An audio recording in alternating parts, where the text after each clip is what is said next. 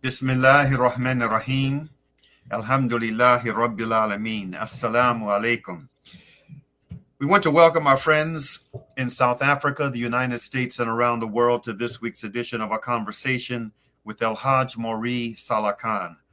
I'm pleased to be your host, coming to you once again through the Salam Media platform out of Johannesburg, South Africa.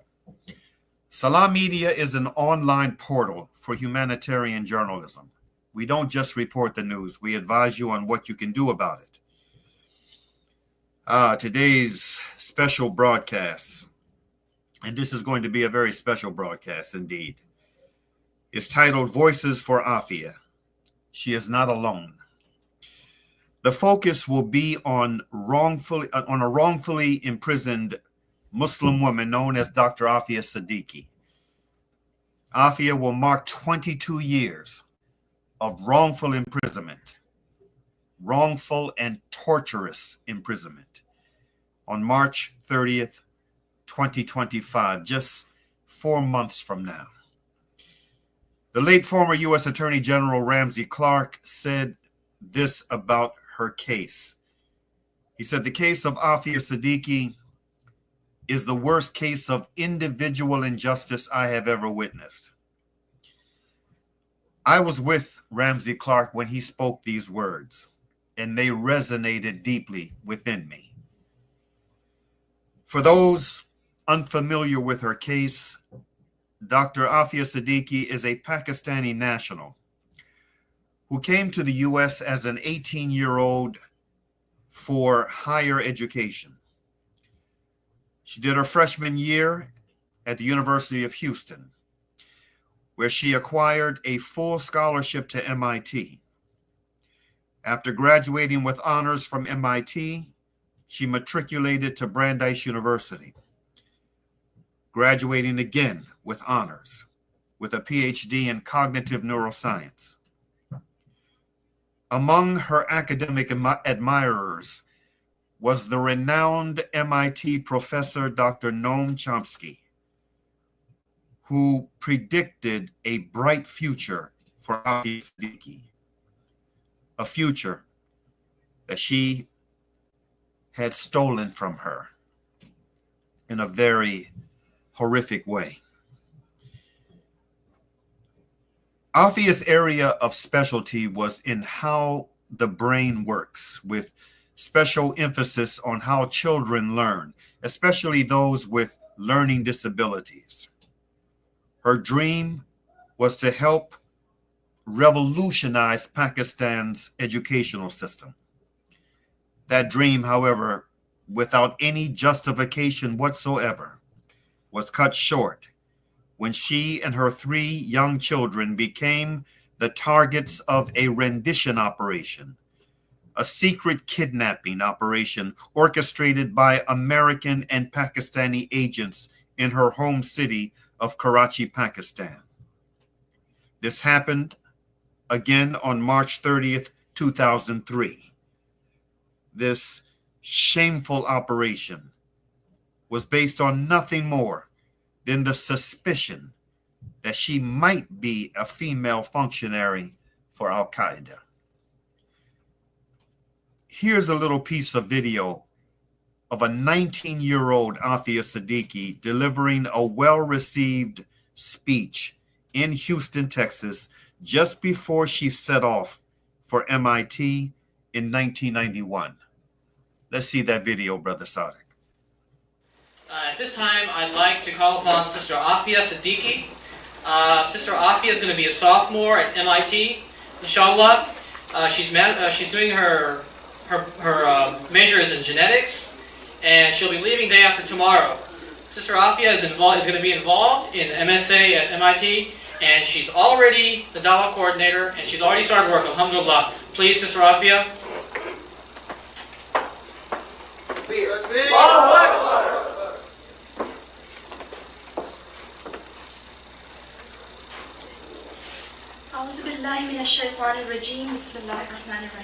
Brothers and sisters in Islam, Assalamu alaikum. Thank you.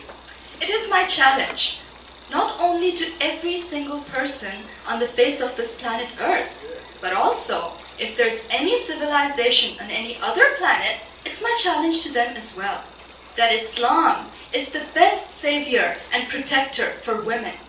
And I am saying this with all this confidence, not out of arrogance, but because I believe that Islam was revealed by Allah subhanahu wa ta'ala, the most just and merciful God, the God biased neither in favor of men or women, the creator and sustainer of both men and women. Islam elevates women to a level that has no parallel. Let's just take one example. Our Western philosophers and saints, they say that woman is the seat of the devil, but the Quran calls her Muhsana, fortress against the devil. They say that she is the one responsible for our downfall from paradise. But the Prophet Muhammad said, paradise is under the feet of a woman, a mother. And that's not all. She has been given rights and protection in every sphere of life.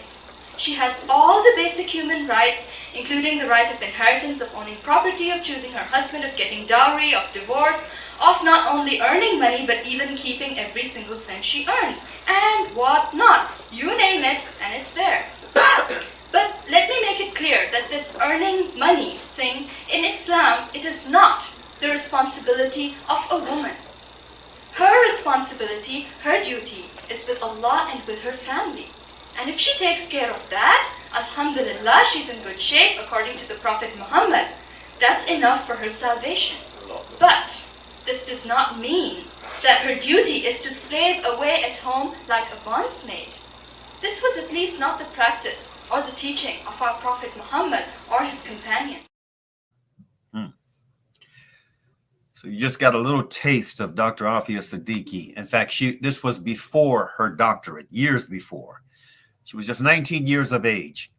And you may have noted that the MSA president who introduced her, and the MSA stands for the Muslim Students Association president, who introduced her,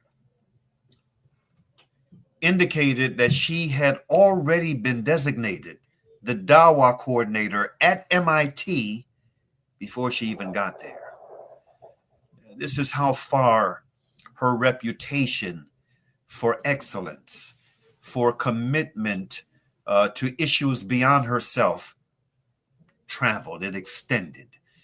AAFIA was a dynamo. She did phenomenal things, not just on the academic front, but also where it comes to social activism. She was someone who was known to purchase books that she distributed to men and women that were imprisoned in the jails and prisons of the Boston area, where she spent most of her years as a student. I mean, she was just and she designed these pamphlets that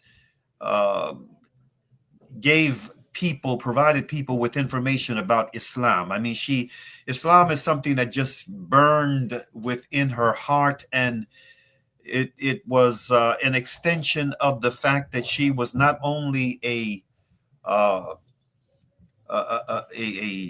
brilliant academic, not just a brilliant student. She was also a very deeply committed young Muslimah to her religion. You see, AAFIA Siddiqui is also a Hafida of Quran. She is someone who has memorized the entire Quran, and she didn't just memorize it. I mean, this was something that she internalized, and there was a fire that burned within her of wanting to share the message of Islam and just wanting to help people wherever she possibly could. And again, this reputation of hers traveled from Houston, Texas, throughout the MSA, resulting in her being designated the Dawah coordinator at MIT before she even got there. Just 19 years of age. With that being said, we will have 5 in-studio guests for today's special broadcast. We also have 2 video statements by 2 other concerned friends who couldn't join us today live, but wanted to contribute to the broadcast nevertheless. Brother Saalakh, let's see the first of those 2 video statements, that of our friend Ashley Young. Hi, my name is Ashley Young. I live here in Washington, D.C., and I consider it an absolute honor to submit this video in support of Dr. AAFIA Siddiqui. I am an advocate for political prisoners being held by the United States. It is not something that is spoken about much in justice circles. It is not a topic that is much discussed, at least not fairly, in U.S. media. But yes, the United States has political prisoners, and Dr. AAFIA Siddiqui's case is one of the most egregious post 9/11 cases. I first learned about her case almost a decade ago, and at that point she had been in prison for many, many years. I remember thinking at the time, as I was reading and learning and hearing about her case, oh my God, how have I not heard about her case before? How have I not heard about this woman? And like I said, that was almost a decade ago. So now we are at year 22 of her wrongful kidnapping, torture, and imprisonment here in the U.S. It is my thoughts that her case stands as a pivotal one, stands at the forefront of so many injustices that happened post 9/11. And her freedom would also stand at the forefront of us trying to course correct those injustices in a post 9/11 America. So it is my belief that us as a community, we should continue to speak up about AAFIA, continue to support whatever is needed from us in whatever way that we can help, whatever way that we can assist, that her freedom is achieved and that this woman no longer has to suffer and be imprisoned away from her family, that it should be our duty and our honor to support and to help that in any way that is being asked of us. Thank you very much. Thank you, Ashley. The second video message comes from another dear friend, Dr. Mel Underbaki. Now, both she and Ashley are valued members of the Coalition for Civil Freedoms. Now, in the interest of full disclosure, I too am a founding member of CCF.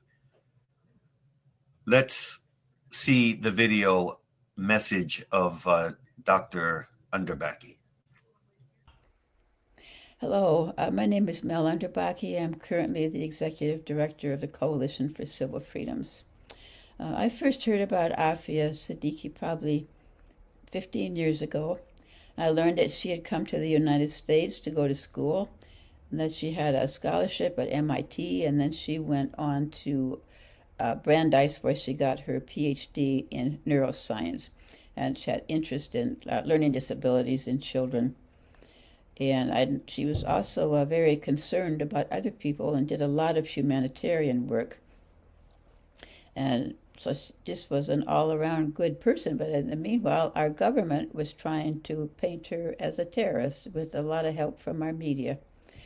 And people at it was a totally ludicrous charge, but back at that time, it was shortly after 9/11, a lot of Americans were very afraid, and our government, again, was busy trying to raise that fear level, and they were quite successful at it. So in 2003, AAFIA and her 3 children were in Pakistan visiting family, and they disappeared. I mean, nobody knew for sure where they were for 5 years. And then it turned out, now we know that those 5 years, AAFIA had been kidnapped. The baby probably died during the kidnapping, and then she was held in Bagram Air Force Base in Afghanistan, which was run by Americans, and she was tortured there. And then when she was released in 2008 on the streets there in Pakistan, it seemed that the plan was for her to be killed, but the plan didn't work out.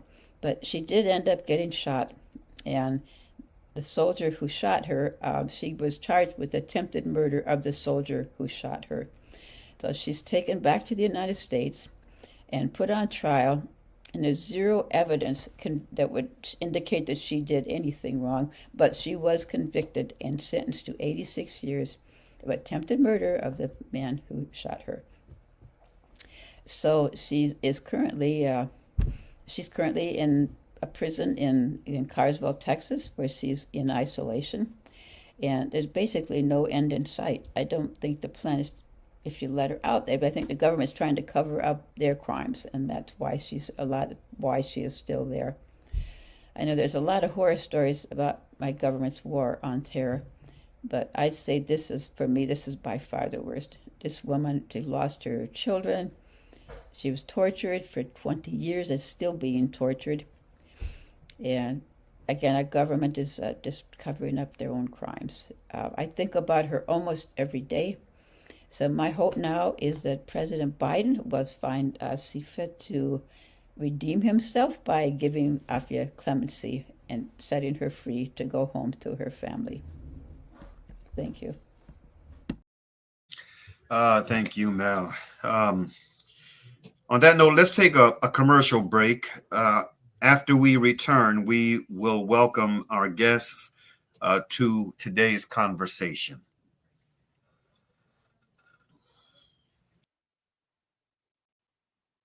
Sisters in Palestine are enduring unimaginable hardships.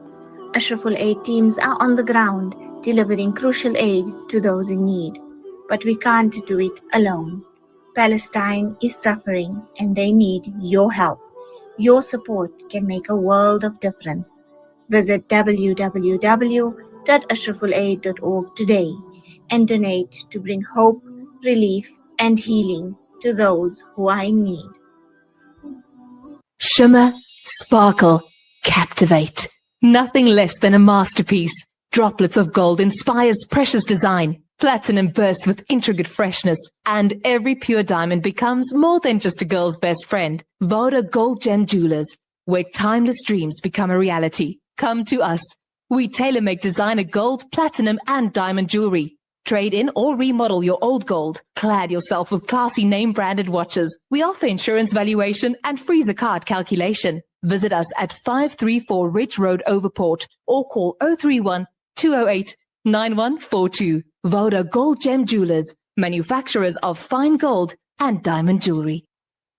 World-class financial services only at Sapphire Global, your financial partner. If you are looking for Islamic, Sharia, and ethical financial products, look no further. Sapphire Global offers a wide range of financial service offerings from short-term to life and investments. A full-service center with all financial requirements under one brand. Our highly skilled and experienced consultants are ready to help protect your financial future. Contact us on 041 001 0184 or visit our website on www.sapphireglobalfs.com. Sapphire Global is an authorized financial services provider. Hey Gulam. Yeah? Did I return your lawnmower last month? No, bye, you didn't. Oh no. Now what'll I do? I wanted to borrow it again, man. With Rendry Jewelers, you won't have to borrow or lend because the prices are so well trimmed on all gold and diamond jewelry. Alternatively, we could remake your old jewelry into a brilliant new design. Visit Rendry Jewelers at 151 Stevens Lamini Road, Musgrave, Durban. Rendry Jewelers, the family name you can trust. Listen to something fresh. Listen to Salam Media, your humanitarian broadcaster.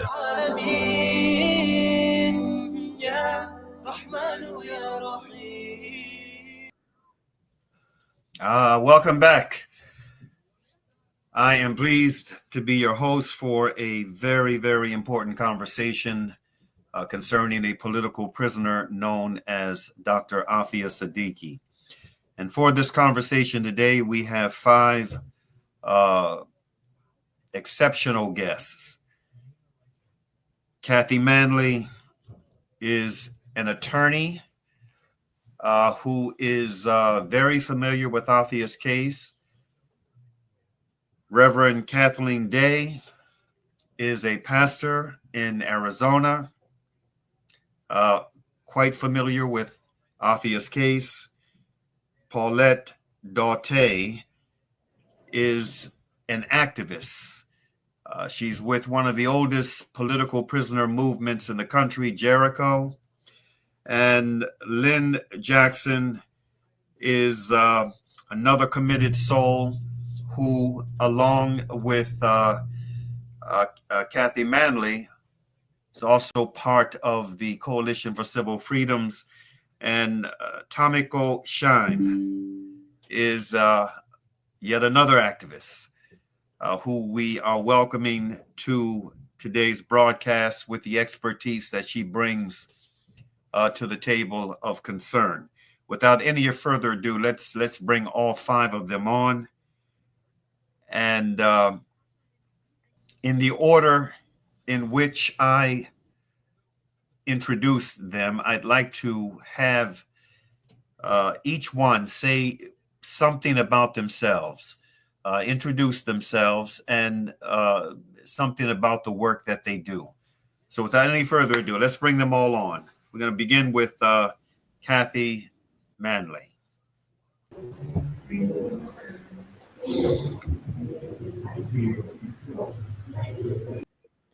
Can you see me? Okay. I'm a little under the weather, so hopefully my voice will hold up. I'm a criminal defense attorney, and I've been the legal director of the Coalition for Civil Freedoms since its founding in 2010. And I've been known about AAFIA's case and been somewhat involved with it over the years since 2011 at least.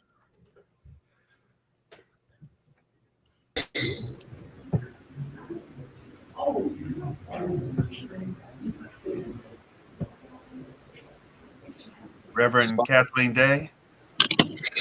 Good morning, friends. I bring greetings of peace and a word of hope and encouragement from my circle of peacemakers, Christians, and friends. I became acquainted with AAFIA's, what's happening to AAFIA as our paths crossed as we tried to free Kayla Mueller back in 2014, who was taken hostage by ISIS, and she was held for either a ransom initially of 100 million, but then of 86 million, kind of in retaliation for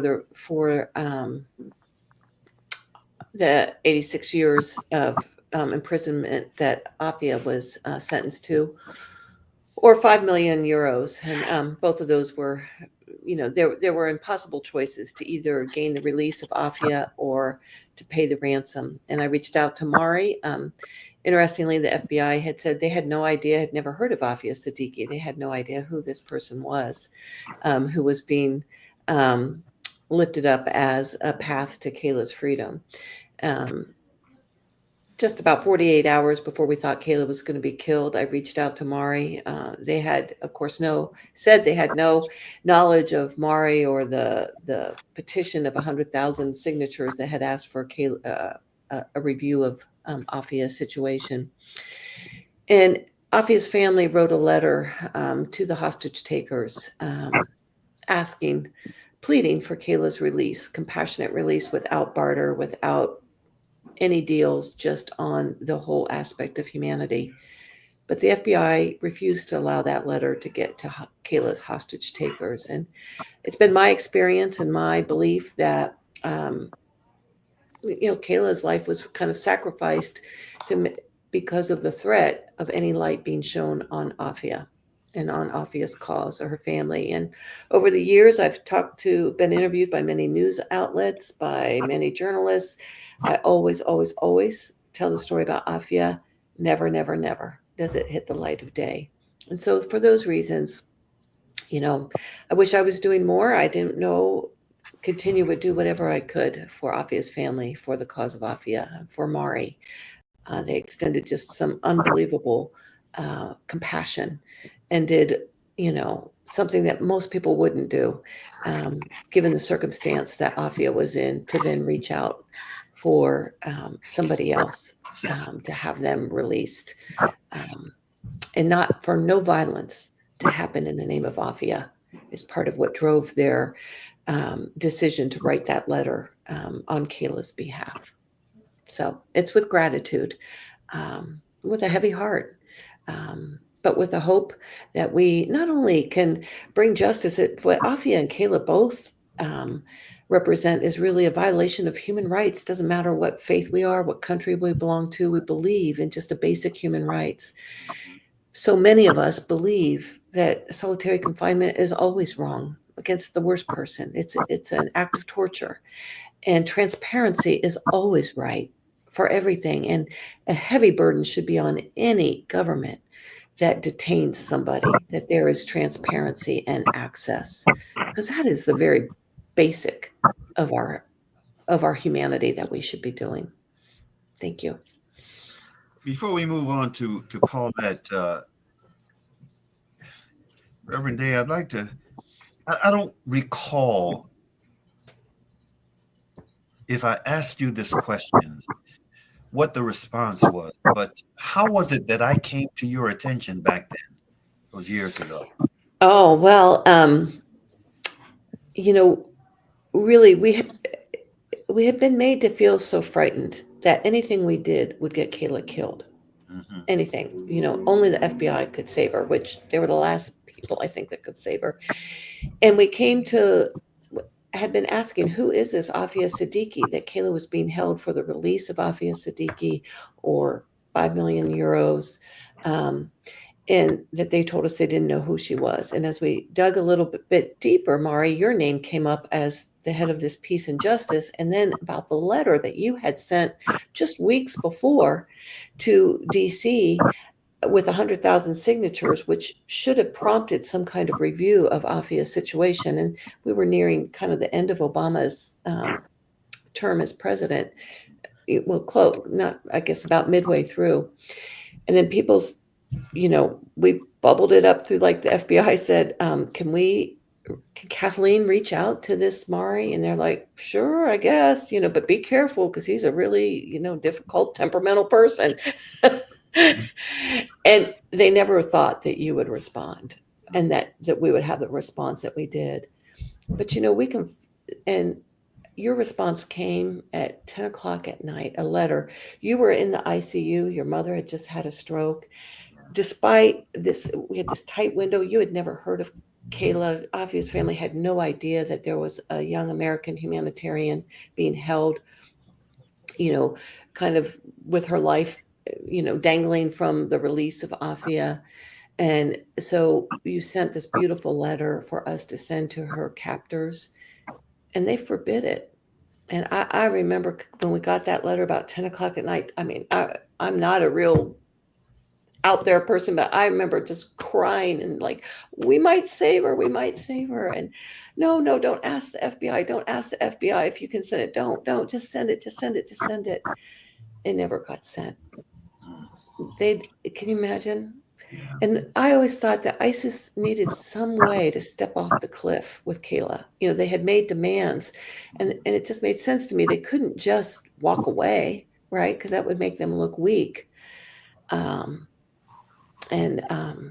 was never sent. And you offered to send it around to other Muslim leaders in the area of Syria, and they wouldn't allow it.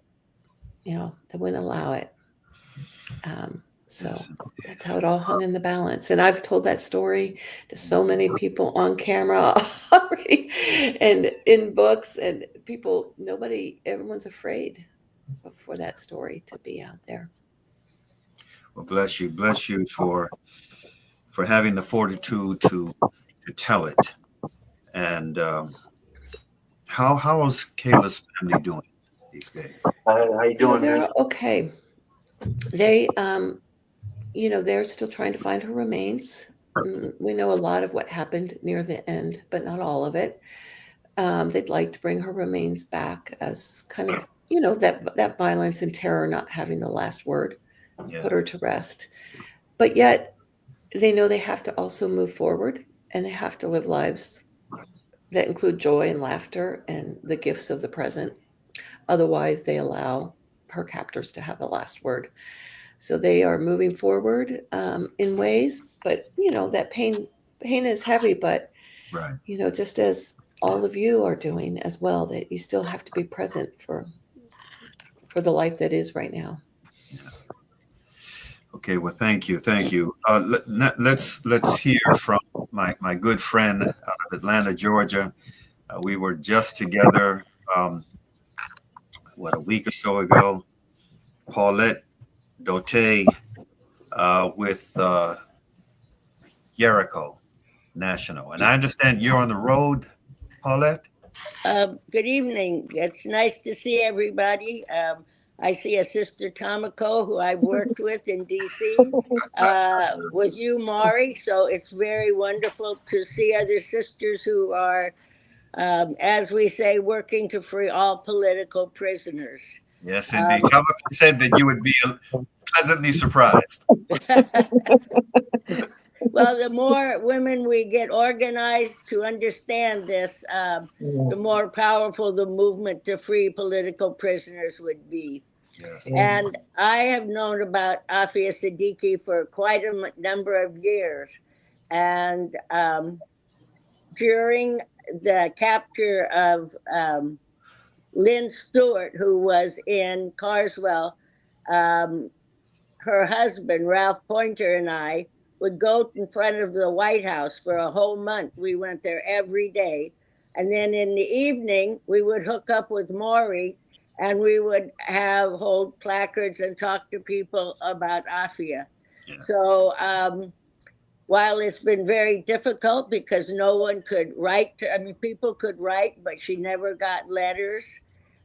We couldn't put money on her books. I work with the Jericho movement, and we take pride in maintaining the integrity of our political prisoners, to have them have money on their books to help parents and children visit them. And sad to say, we've also had to help bury 2 of our Muslim political prisoners. So it's wonderful to be here.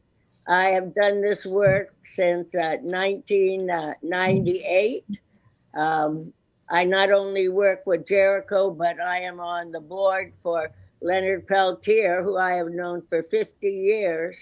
So I don't think it's just the U.S. Army who says, don't leave anyone behind, because Jericho refuses to not acknowledge our political prisoners and make sure that they are heard of. So if you went to the JerichoMovement.com, you would find a tab for prisoners and click on that.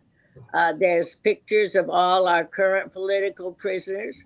We also have politicized prisoners and international prisoners.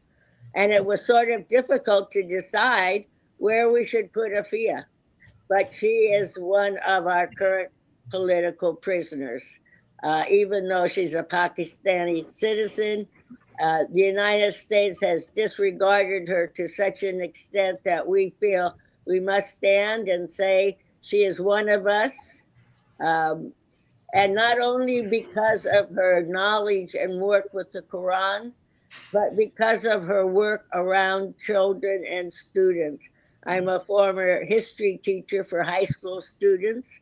And to hear that there are people out there who buy books to help people learn to read, her concern for building a new educational system, to me, that is really one of the most powerful things that we can do, is to educate.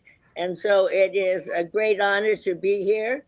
Yes, I am on the road, but I will stay tuned in as long as possible. And Jericho has made a commitment to Mauri and to AAFIA that at this time she is the priority. And just last night, I met some young women from Houston who have met Afia's sister, and they were very excited to hear that this is one of Jericho's prisoners. And so that fact sheet you sent me, Mauri, I'm going to be sending it to all Jericho chapters, as well as to these young women who are very interested and want to do more work with Afia's sister when they get back to Houston. So it's great to be here, and I hope that I can stay on the whole time. If not, you know that we have that commitment, Mauri, and whatever you can reach Afia, please let her know she is not forgotten, that she is an honored and beloved sister amongst us, and we will do everything we possibly can to make sure that she gets to come back to her two children. So thank you very much. Thank you, Paulette. Bless you, and bless you all. I mean, we wanted to convene this very special panel today for this conversation for a reason. Folks out there who know about Afia Siddiqui, they expect for Muslims and Pakistanis to be concerned and to want to raise the issue of her imprisonment. And unfortunately, not all Muslims or not and not all Pakistanis who know about her do. You know, no group of people are a monolith. There are those who, for various reasons, choose not to recognize the urgency of this campaign for her freedom. But we wanted to send the message that this is not just a Muslim or Pakistani issue. This is a human issue, and there are folk, good people like those who are with us today, who are deeply concerned about this political prisoner, who are outraged by what has happened to her. And this is the message that that we wanted to send today. It's not just radical Muslims like Mauri Saalakhan that are concerned about this political prisoner. Let's now hear from my dear friend Lynn Jackson, also from Albany, New York, also a member of the Coalition for Civil Freedoms. Well, thank you very much. Thank you very much, Mauri, for inviting me. I will admit I never expected to be working on an issue of a Muslim woman in Pakistan, but I became involved with the issues of political prisoners in around 2007 when two Muslim men had been arrested in Albany, New York. And the more I learned about their case, the more I realized that they were simply targeted by the government because they were Muslim. And we thought that our case here in Albany was unusual and unique, and it turns out it is not. Another organization I work with is Project Salam. And what we did is I wrote a database to keep track of Muslim people who were, of people who were targeted by the government. And Kathy has entered all the information about the cases. She follows the cases very closely. And we have about 1,200 cases of Muslim political prisoners in the United States, approximately that amount. When we began to learn about other cases, I was pretty shocked at learning about Afia's, that a woman who basically, she was arrested because she got shot, seems just like, how could this be true? But it is true, and she's completely innocent. And to be given 86 years in prison is simply an outrage. And we need to do what we can to free her. I mean, even if she did all the stuff the government said she did, which of course is nothing, but even if she did it, she still shouldn't be in prison. It's been 22 years. The only person injured in her case is her. So why is she still in prison? And it's embarrassing to be an American and have Afia in prison. And I think that we need to do what we can to free her and all the political prisoners that we've identified, that shouldn't be in prison. And they're in there simply because of their religion. So thank you, Mauri. I appreciate all the work that you do to bring awareness to AAFIA's case. I think it's so important that people know about AAFIA. I did attend her sentencing, and it was just tragic. To see her sentenced to 86 years was tragic. It's just a terrible miscarriage of justice, and we must see that she is freed. Thank you for all you do, Mauri. Thanks for having me. It was a pleasure to have you. Yeah, and your words, your concluding remark, reminds me of that day. Actually, it was an evening in New York when AAFIA, when the jury came back with the verdict of guilty. I'll never forget it. I had left the courthouse because I just expected that, there wasn't going to be a verdict anytime soon. And I didn't want to just sit inside the courtroom when, you had the UN festivities, its annual conference going on. And I hadn't, it was an opportunity for me also to get around to different masjids and to talk up the importance of our Muslim brethren becoming more active around AAFIA's case and other political imprisonment cases. You just noted that, CCF has a database of 1,200 of Muslim political prisoners. My goodness. I'll never forget. I had left the courthouse and I was driving on one of the expressways in New York when I got a call from AAFIA's brother. He remained in the courtroom. He and his close friend at the time, Andy. And the agreement was that he would give me a call, when word came that the jury had reached a verdict, if they did on that particular day, and I would just rush back to the courthouse. But as it turned out, the way that whole thing went down was that they once the foreman conveyed to the court that they had reached a verdict, the marshals locked the doors so that no one could leave, no one could enter.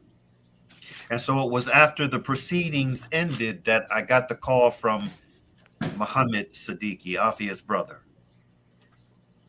And he said, when he said they found her guilty, my eyes immediately welled up with tears. I had to pull over on the expressway.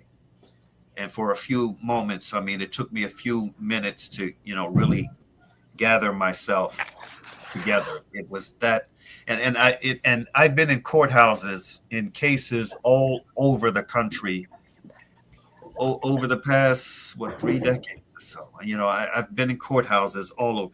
Never have I had any finding of guilt.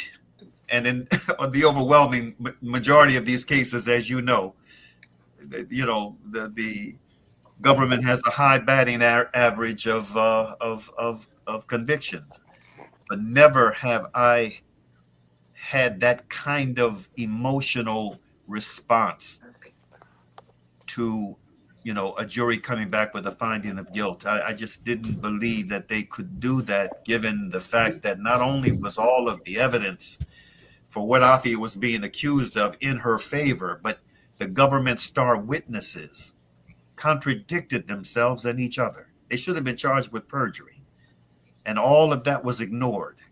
And this very biased Zionist judge, Richard Berman, he presided over that case in a very uh, bigoted way. Basically giving the prosecutors everything that they wanted during the course of that trial, what masqueraded as a trial. And the jury, came back just blocks away from ground zero with that horrific finding of guilt. And like I said, it just had a tremendous emotional impact on me. I had to pull over, gather myself for a few minutes, and then subhanAllah, later, about an hour and a half, maybe 2 hours later, I met up with Muhammad and Andy at where they were staying. And as soon as Muhammad opened the door, I broke down again. SubhanAllah, it was just, it was, I'll never forget that day, that evening when that happened. But with that being said, we want to hear from Tamiko Shine. I'm so glad that you were able to join us as well, sister, on very short notice. Share with us your thoughts on this case involving AAFIA Siddiqui, and also share with us, a little about yourself and the work that you do, the organization you're with, and what that emphasis is. Please. Peace and blessings, everyone. Thank you so much. I'm humbled and honored to be here. When you played the video of Dr. AAFIA Siddiqui, it made me cry because it's heartbreaking. You see this beautiful woman, such brightness, bright shining star. I know she carried this, but to have where a group of people, a nation, use a mechanism such as incarceration to blot out the spirit, to destroy mind, body, and soul. And so this is what incarceration does: mass incarceration, generational incarceration. And so this is what I do. I'm Tamiko Shine. I'm a cultural anthropologist. I'm a founding director of Asian People in Prison Human Rights Campaign. We've been around about 8 years. The first 2 years after I just got my cultural anthropology degree, I bumped into a fabulous woman, Paulette, who was on with us, who would become my mentor for the first 2 years, who made me read a lot of books, from folks incarcerated, and really opened my mind and my heart to the decimation of what incarceration does, how it claims not just a person, but the whole family and community. And so what Asian People in Prison Human Rights Campaign does is we worked to get elderly people out of prison across the nation on the national, and also we do it internationally at the UN, at OAS. We present the case, we indict the US, we see incarceration as genocide against our people of African descent. And so when we see Dr. AAFIA Siddiqui as a woman of African descent, I can relate to that decimation, this woman of color trying to destroy her family, her community. So we relate to this as people of African descent. I really became familiar with her case when I met Paulette, of course, started studying about Jericho. She is listed there. And then we did some collaborative work with ILIA, Islamic Leadership Institute. We did a lot of collab work. And we had a workshop here in Umar, and I met you, Brother Mauri. Again, I heard Dr. AAFIA Siddiqui. We was highlighting Imam Jamal Amin, aka H. Rob Brown, but you also brought her in, which I thought was just absolutely amazing. Both Muslims, the entire Muslim community, should be raising double HE, we know, to get this woman and return her to her country and to get her back to her children. And so when I heard that, she is always on the periphery, and she comes always into a space forward to remind us women across the world, this whole cultural tradition of the Western European world of taking a person or a person from another country, holding them hostage, imprisoning them, decimating mind, body, and soul. We are closing out this chapter. This era comes to an end as we begin to create a new world where our futures are not incarcerated. Her children need her. Her family need her. Her country, her community needs her. And so this is where we are. This is the importance of everyone today. I'm so honored you had me, but even more so going forward, we have got to bring this woman home. This woman needs to come home to be released from prison. So today I close with, I call up her ancestors, all the warrior ancestors, liberation fighters of her lineage, of her country, to meet with my ancestors, the warriors, the lineage, to come together to free this woman, on all the spiritual dimensions, all the spiritual planes, all the metaphysical levels to make sure this woman is released and brought and returned back to her family and community. And so we have work to do, and it will be done, and we will continue to work. Everyone, they will be free.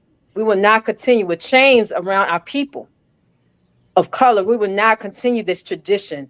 We closing out this chapter. We close out this era. So thank you so much. I'm so humbled and honored to be with the other women today. Thank you so much, Mauri.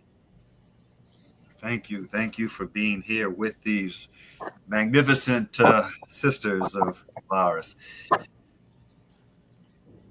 Inshallah ta'ala, we want to take another break, another commercial break. I'm happy to say that we have been given an extension for today's broadcast. Normally it's a 1 hour live broadcast, but today we have 90 minutes, an hour and a half. And so what I'd like to do is to take another commercial break.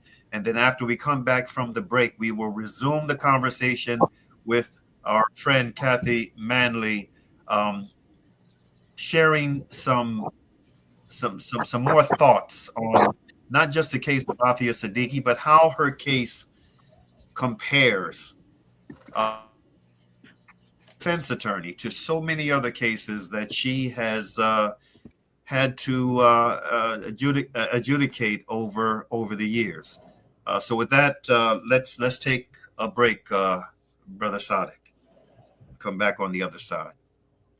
Searching for elite local and international investment and advisory services from an award-winning firm? Look no further than the Belmont Mayer Group, your gateway to unparalleled investment and wealth management. At Belmont Mayer, we believe in the art of wealth creation, a meticulous process fueled by our unwavering commitment to excellence. With a focus on providing elite alternative investments and quality advice, we also pride ourselves on maximizing value for our esteemed investors, as seen through our consistent outperformance. Your financial success is our top priority. Join us at Belmont Mayer and experience the difference firsthand. Ready to embark on a journey of greatness? Contact us today. Reach out to the Belmont Mayer Group on 078-786-1698. Call or WhatsApp or email us at info@belmontmayer.com. Elevate your financial future with Belmont Mayer, where every detail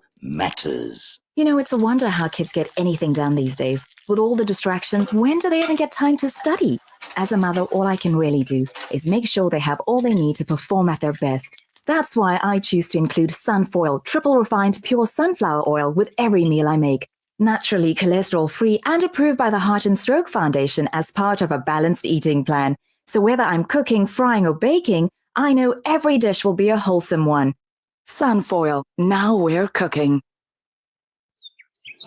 When the perfect blend of stylish decor, exquisite halal cuisine, and warm hospitality come together, it could only mean Al-Bayt Lodge, your true home away from home.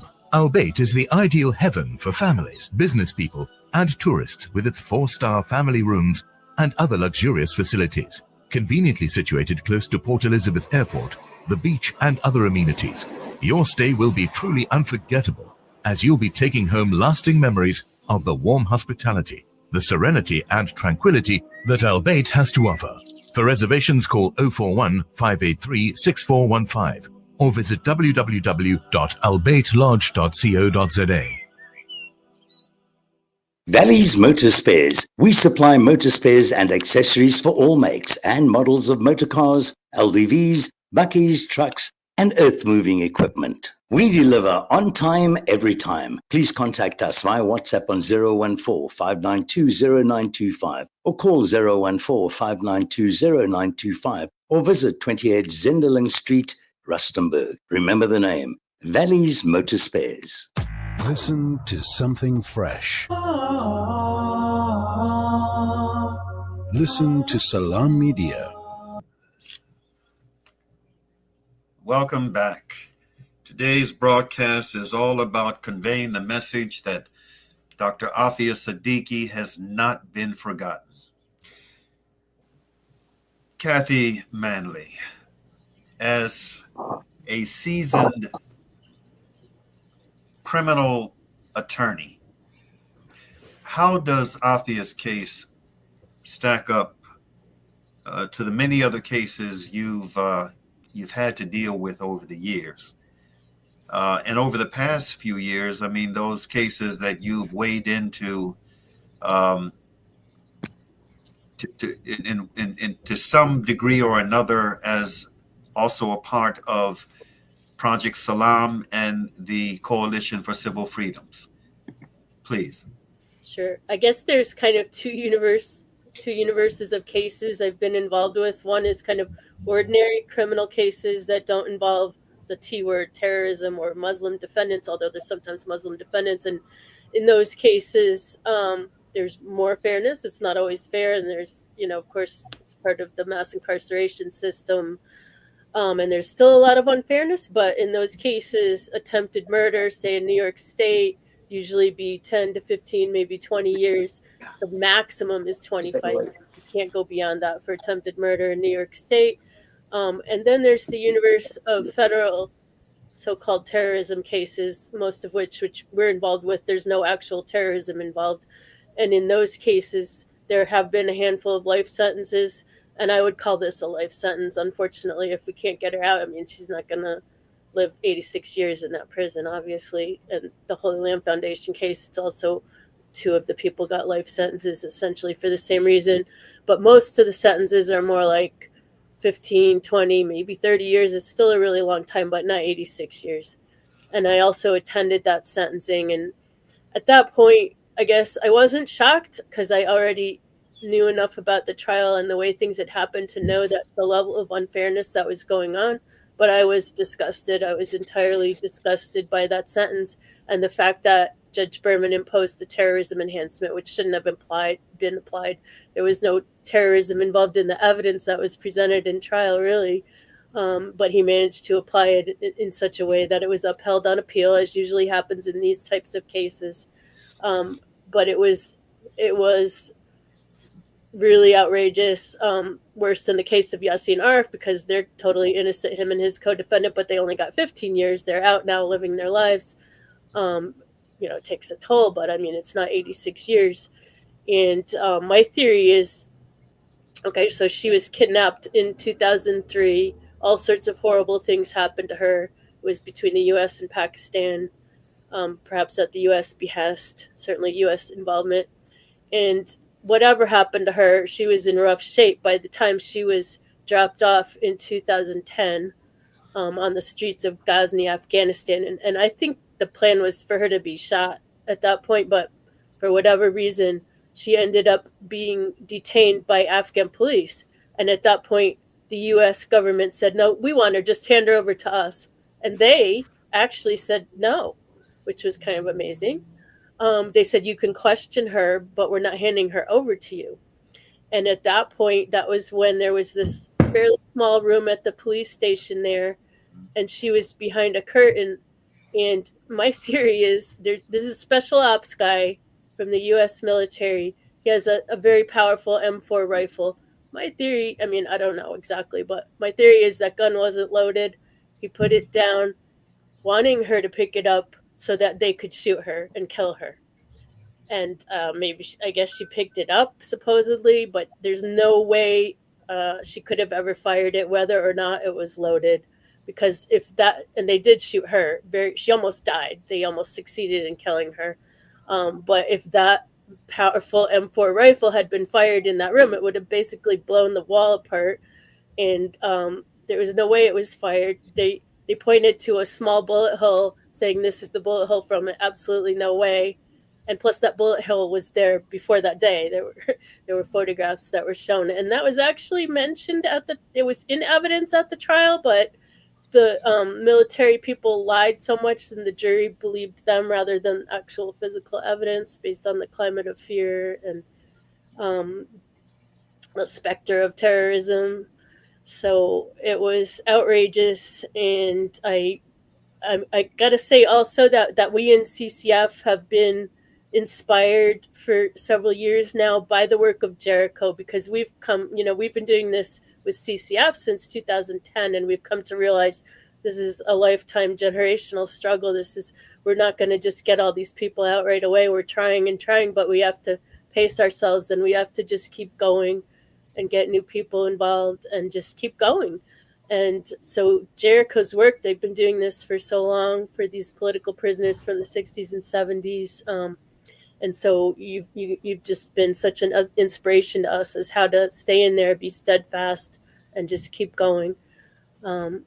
And now, as far as, Afia's case, I think she has a good attorney now, and I think there's a couple of things on the horizon with the petition in front of Biden. I don't think he'll grant it, but maybe. I noticed there's a lot of signatures on that petition, and there's also maybe a compassionate release motion that may be filed. So there's some hope on the horizon, and regardless of what happens, we got to just keep going.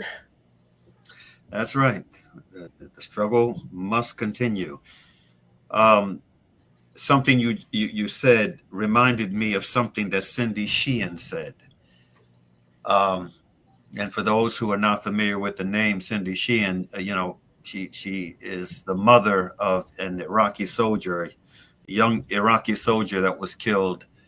A young American soldier that was killed in Iraq during America's unjust war against that country. Her American son, after he was killed in Iraq, lit a fire under her.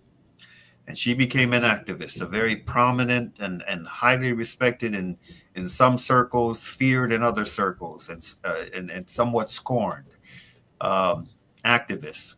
She said years ago concerning AAFIA Siddiqui, she said,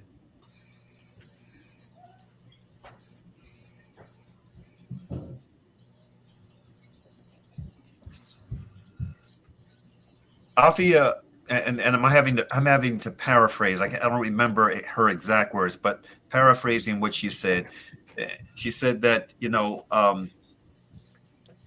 if AAFIA was if AAFIA Siddiqui was instead an American woman by the name of Jane Doe, she would not be victimized the way that she has been. She would not be vilified and victimized in the way that she has been. Instead, she would be celebrated. She would be celebrated, and a movie would be made of her. This is what Cindy Sheehan said years ago. And it is important to note, facts are very stubborn things. And I remember during the trial, one of AAFIA's attorneys, I don't remember if it was Linda Moreno or the lead attorney, whose name escapes me at the moment, but they entered an affidavit in the record from the Afghan police commander, all right, from that fateful day when AAFIA allegedly came through the curtain like a female Rambo, picked up an M4 rifle off the floor and tried to shoot her way out of captivity, according to the official narrative. In the official record was entered an affidavit that read, the prisoner never touched a weapon. This is what the Afghan police commander stated in an affidavit that was entered into the court record, but it was ignored. And so that just, comes back to mind for me. Reverend Day. Mark. I'm sorry. Someone. Excuse me, Maury. Excuse me, we're going to be losing you. I just want to thank you and let people know we are committed. And any of you sisters, you can reach me at thejerichomovement.com. My number is 218-790-7667. It would be great to work together on a coalition around AAFIA. So Peace and blessings, and be great. Thank you so much, Paulette, for joining us today and from the road. And I'll make sure that your contact information is in the information that we send out after this this broadcast has concluded. But Thank you so very much. much. You and Jihad and whoever else is with you all, travel safe. Thank you. All right. Reverend Day. So I want to remind you of something that happened. So AAFIA's family sent this letter to the hostage takers on Kayla's behalf, but didn't really get there. But of course, the FBI and national security would have known that, right, we had this letter.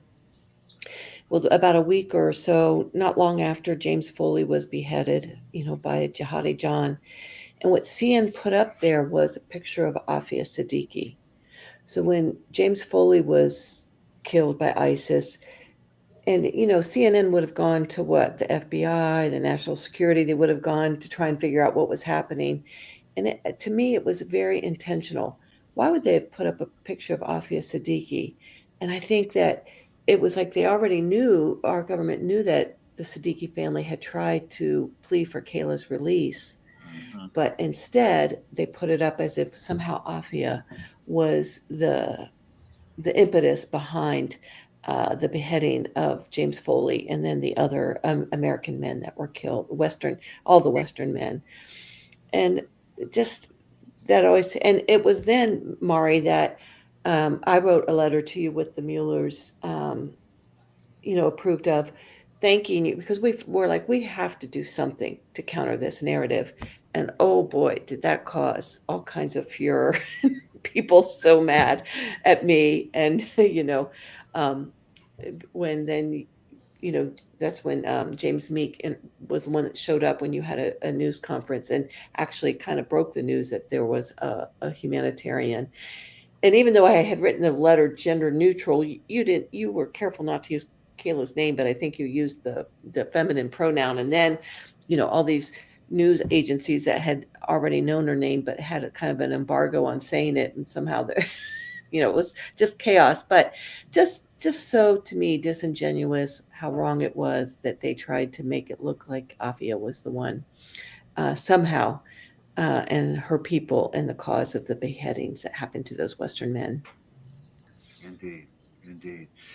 Something you're sharing these little tidbits of narrative. It brings back memories. I remember that late night call that I got from you, and immediately reached out to AAFIA's family in Pakistan. And their response was immediate, as you've already noted. Their response was immediate. They drafted a letter. I immediately brought that letter, sent that letter to you, and we were all prayerful. We were hopeful that that Kayla's life would be saved. As I understand, if I remember correctly, didn't Kayla end up being killed as a result of friendly fire? ISIS said that she was killed by a Jordanian missile, but that was not true. Okay. And I think they just tried to get the U.S. off their backs once the U.S. said that they were going to try and find her. But no, I'm pretty certain she was, murdered by ISIS. Okay. Well, yeah. Regardless of how it happened, it was horrific. It was tragic, and it weighed heavily on the hearts of AAFIA's family. It weighed heavily on me.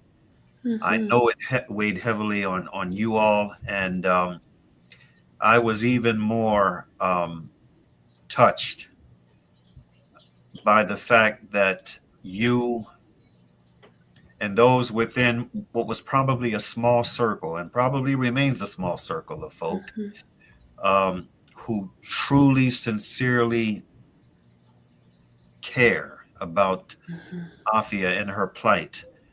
You ended up inviting me to come to Arizona, and and to be part of a program there. And Brother Jihad, in fact, was it Brother Jihad Abdul? Mhm. Yeah, Brother Jihad Abdul Mumid and we were there, and I mean, even to this point, right now we're in a very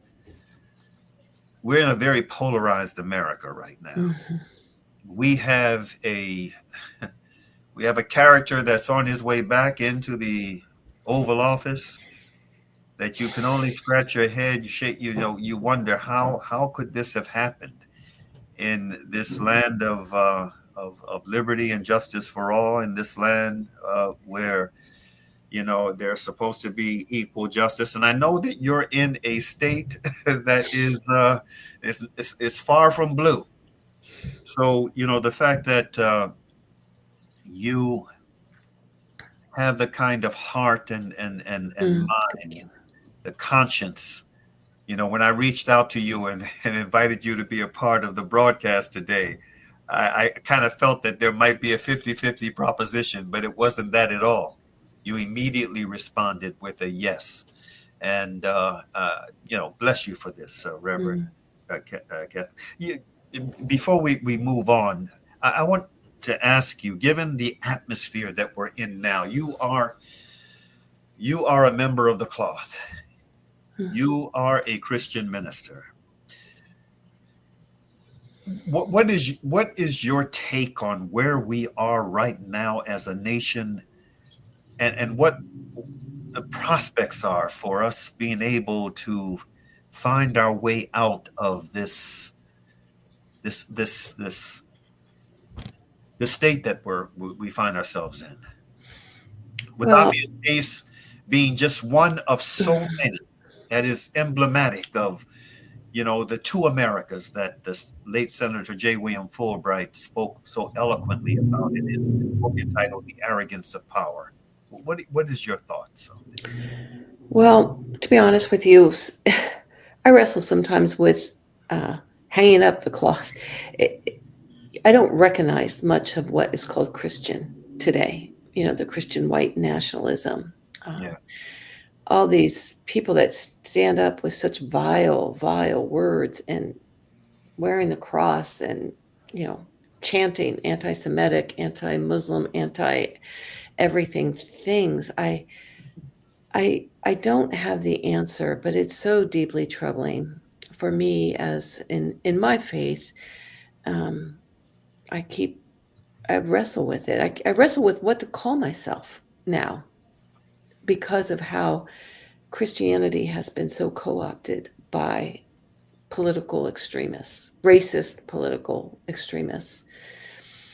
But I think it's that hunkering down to do the same things of the Muslim faith and of really the pure of all faith, of that do justice and love kindness and walk humbly, and trying to do the things that are within our agencies. And I don't think it's shouting from the rooftops. Somehow I think it's a steady, humble movement forward. I don't understand it, Mauri. I do not understand how anybody could equate the life and the words of Jesus with, the march on Charlottesville, right? Or the march in Ohio just a few weeks ago, or any of these just Marjorie Taylor Greene or Matt Gates, or all these people who claim that Christianity is at the root of their toxic talk. It's I don't know how we got to where there's no truth anymore. There's no truth. There's only what I create. May Almighty Allah, God Almighty, may the Creator fortify you, my sister. I know it's not easy. And Lynn and Tomiko, share your closing thoughts on where we are and where we need to go from your perspective. Let's start with you, Lynn. Well, I think, we do need to keep fighting on. This is a generational fight of political prisoners, and we really need to work on freeing them all if we can. We do need to work on AAFIA's case. To me, it is un-American about what is happening these days. We really need to work on working together, and we need to work for peace, and we need to work for justice, and we need to work to free AAFIA. Indeed. Indeed, we do. Tamiko? Yeah, as this I was listening to your conversation, reflecting, we are at a point where we have old world ideologies collapsing. And so sometimes the best way forward for a solution is to let things to collapse. And so this is what the systems we're talking about. We talk about incarceration, the prison said these systems of oppressions, these old world thoughts were built on injustice. And so folks like Dr. AAFIA Siddiqui, she has been caught in this belly of the beast, this Leviathan, this multi-head beast. She has been caught in that. And so we must work to continue to dismantle that system and to abolition it, built on reparative and transitional justice.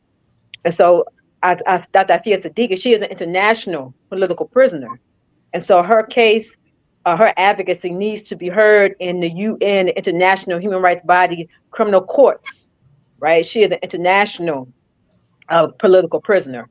This is about nations, right? And so as I was listening, Grace Lee Boggs, one of her last books she was talking about Martin Luther King and Malcolm X. It's called The Last Great Revolution. And she speaks about, and it's very appropriate right now, how we should be moving forward to make sure this is the last one. How do we begin these systems to dismantle? Stephen Breyer, former Supreme Court judge, he wrote a book, The World and Us, talking about how we don't engage human rights law. It should be human rights law that we are engaging in this system, talking about incarceration, confinement, the different criminal activities that are going on at various levels. And so the U.S. has to catch up, but it is behind. And so this is where we are. This is what is being seen. Mass generation incarceration. This is an antiquated system. This is an antiquated answer to a type of thought that is no longer relevant to the world going forward. And so this is why we must continue to work and push and apply pressure, no matter who in office. It's always been happening. It's always been happening. And I think we need to do some reassessment of what's in our minds and how we're training our young people. And the law system is antiquated. The laws are antiquated. What kind of world do we want going forward using imagination, creativity, and innovation? It's our time to build a world we want to see. And so we may have to disengage some of our energy from the old world, this old way of thinking, and begin to start now building the world we want to see, building the narrative we want to see. One of our young interns, she was young white lady out of Massachusetts high school. And she was like, Sister T, she said, I don't want to grow up in a world where I'm inheriting chains, prisons across the world. She said, we don't want to inherit that world. That's what she said. I don't want to inherit that world. And we have a lot of young folks that are drawn to our organization because of how we present ourselves and how we talk, because they understand they have an obligation, as James Baldwin said, your generation, you go out and you have to begin to create the world you want to, but also we have to make sure we are having continuity and passing down the information and the knowledge they use it as weaponry.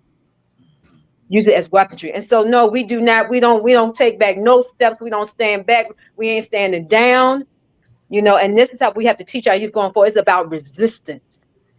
This was all this about resistance, not refusing to accept the narrative that's been placed upon. No, we ain't living in a world like this. Our children ain't growing up in a world like this. And they ain't inheriting a world like this, no matter what ethnicity. No, we're going to learn what it means to be human, humanity. So this is a call of the day. We bringing back humanity. In whatever form, whatever part of the army we in, what role we play in the army, we do it well, and we focus and we drill down. And we don't give an inch, because these folks is not giving an inch. We don't give an inch. We stay firm in our commitment and sacrifice.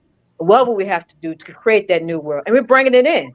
But some things have to collapse. Before things can have a beginning, they have to come in the end. And this is where we are. And in the midst of desperation, chaos, it may look like we cannot do anything, but that is not true. That is mere illusion.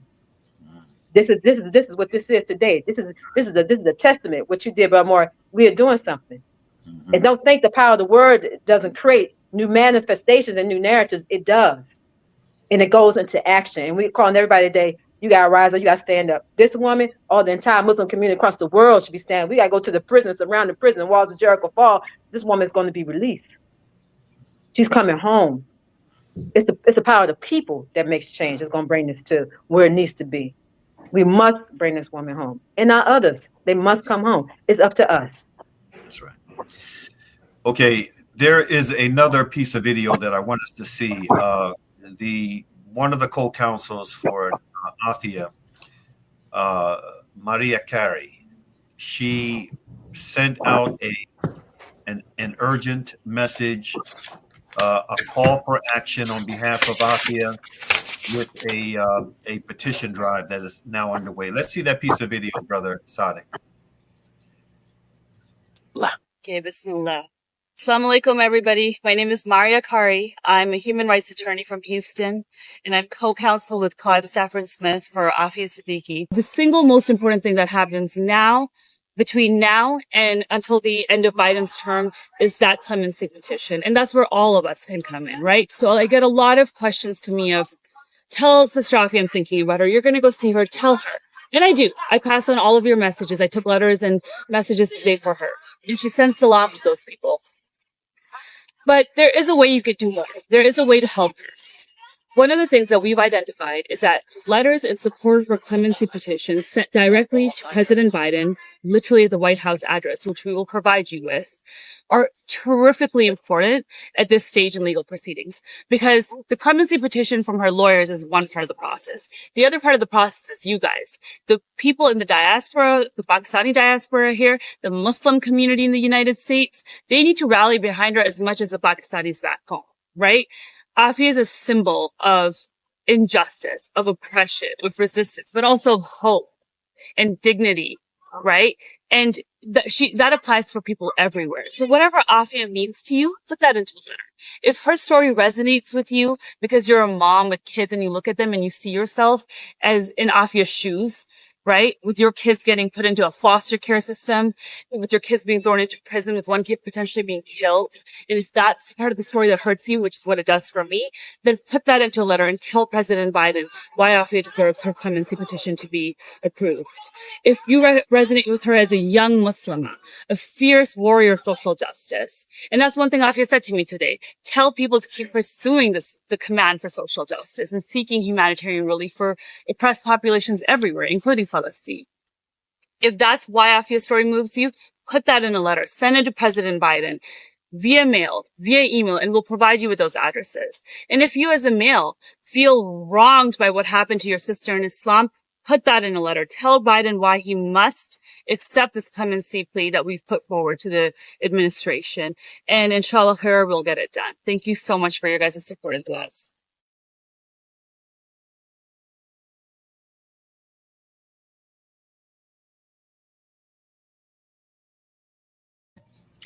And we will tag this video with that information as well. I want to end before the way that I customarily end each week's broadcast